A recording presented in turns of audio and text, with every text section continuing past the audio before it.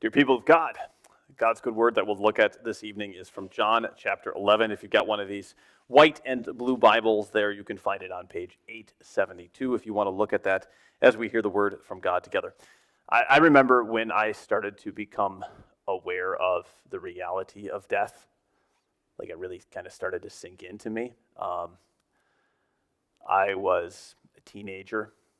I was one of those kids who was fortunate enough that I didn't have any traumatic deaths in my family or close to me when I was a child.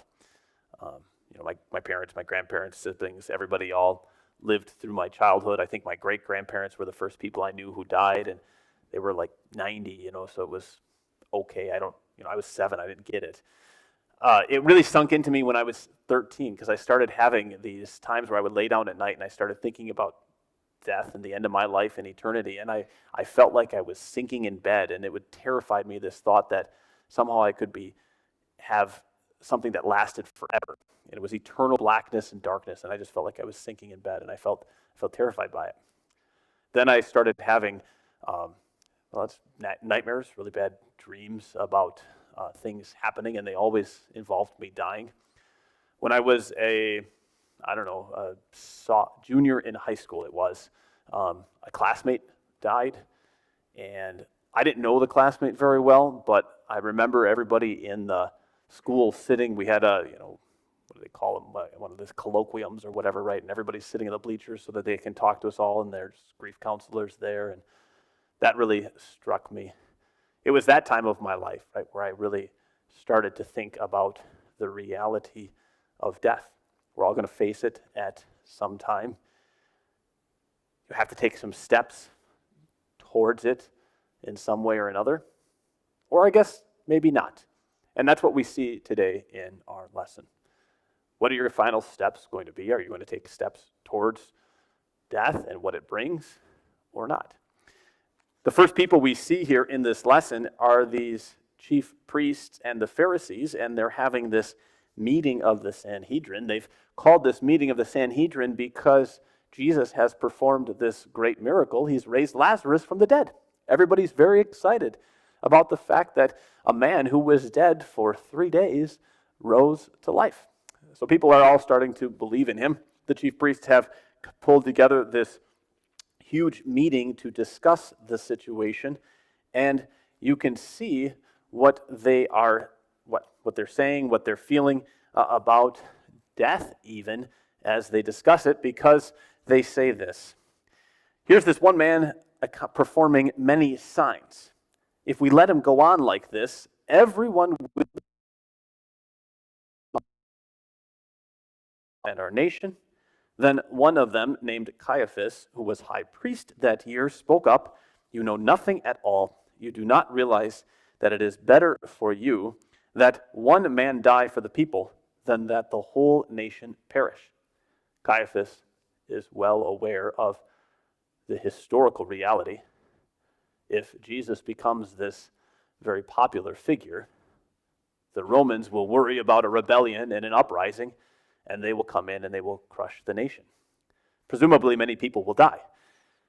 And so Caiaphas, makes the very logical statement, it's better that one man die for the people than that the whole nation perish.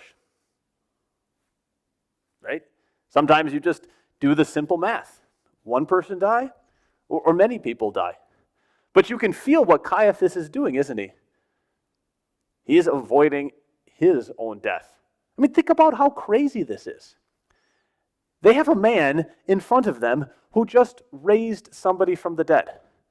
And their first response is, let's kill the guy. How much sense does that make? If we had somebody walking among us, even if they were, a Russian or a Chinese or an Indian or a Bengalese or a Singaporean or somebody like that, somebody from a different country in a different place who might cause troubles for our nation, I hope that we would have enough sense if people are rising from the dead to say, this is a good thing. Maybe we need to think about this a little bit. Jesus is one of them, and yes, he's different, but this man has fed thousands. He has walked on water. He has healed sick people. And they say, we would rather kill him than die ourselves. That's what it looks like to avoid death. Right? That's what it looks like to avoid death. To even be willing to put somebody else to death so that you and I don't have to. Now, everybody prepares for death in one way or another. Some people prepare for death like these Sanhedrin people and the Pharisees did. They completely avoid it. Other people do at least good basic steps to prepare for death. Right? They get their will done. They get their trust done. They make sure that their affairs and their paperwork are all in order. As a pastor who helps families when people die, I'll tell you, if you haven't taken that step to at least get your will and your trust and your estate handled, do so. It's no fun having to help the family, and the family does not like having to help out when you haven't taken those basic steps towards the reality of the end of your life. Those are the practical considerations, right? The practical steps that you and I take. Then there's personal steps that we should probably take. Right? Those personal steps, what do they look like? Maybe you give away, let's say, your money in your life. You think about people like Jeff Bezos, right? Or maybe better, Bill Gates. He's already said he's basically going to die with nothing. He's going to give it all away. You're not going to have it anyway. You may as well give it away. I know a lot of other people who have given most of their money away. Okay, that's a personal step. Fix your relationships, right? Build good relationships. Make sure your family will think well of you. Those are all things that the Sanhedrin could have done. They didn't take practical steps. They didn't take personal steps. They didn't take familial community steps. You could build a legacy. You could make sure that you have something to pass on to the next generation. Maybe you want to make sure that there's a nonprofit in your name. Make sure that there's some planned property for your family to live on. Those would be family or community steps you could take. The Sanhedrin didn't do any of those things. They just said, let's kill the guy. And some people say that. Let's just avoid death. Let's not deal with the reality of it at all. Right? Let's get cryogenics if we can. Let's try to make sure we're healthy and we're taking whatever these drugs that we can come up with so that we can avoid it. Those might be ways that they avoid death. But did you see that their problem was even worse than that? Caiaphas pointed it out, didn't he? He said to them, you know nothing at all. Now, if you read that very literally, if you read it in the original, he says to them, you do not know nothing. You do not know nothing. It's pretty good slang, and it's a good insult, isn't it? You don't know nothing. But he's pointing out something really good there.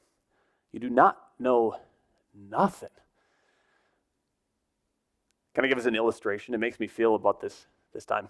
A little while ago, when I was out visiting with my brother and sister in Colorado, we went out to eat with my brother.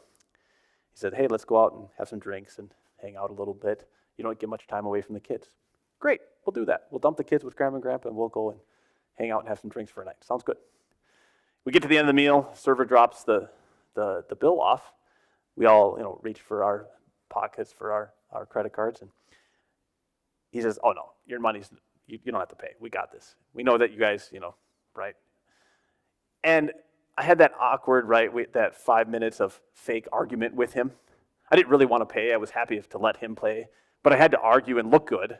So I made sure I argued for a while because I didn't want to let him pay. But I did. It was okay.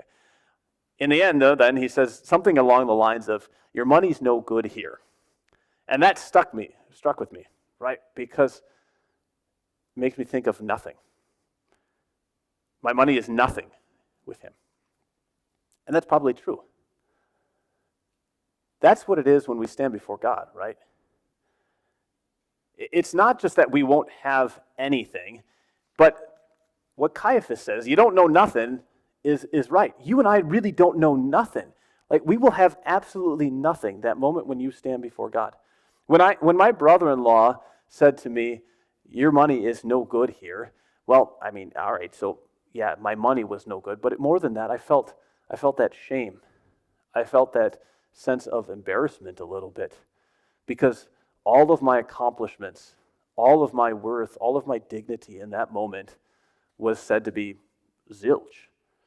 And when you stand before God, he's going to say, your money's no good here. All right? It doesn't matter what you've done in your life. Nothing you have accomplished will count in that moment. That's why these words from Caiaphas are so important. It's better that one man die. In that moment, you and I have to have a brother who has come and is ready to pay for us. There has to be a brother who has taken steps so that he has something to pay on our behalf. And if you want to be ready to die a good death, that's what you need. The first thing you need to do, you need to have a brother. You need to have somebody who will pay for you. That's what Jesus intended to do. You can see that from the end of this lesson. Did you notice at the end of this lesson, it's kind of weird because they have the Passover celebration, which we know Jesus has gone to every year since he was a child.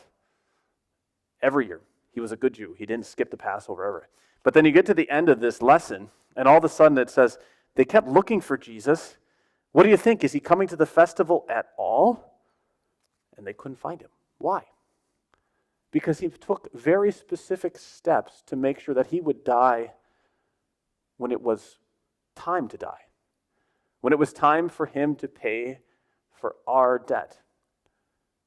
Not when everybody else wanted him to die. He was taking the step, so he got to die for you and for me. You got to make sure you have that kind of a brother. Somebody who has taken the steps to make sure that he's dying for you. And when you're dead, then you can say, he's my man. He's my guy. He took the steps to do it for me. The other way to die a good death is not just to make sure that you've got a brother, but to accept the loss, to accept the embarrassment, the shame.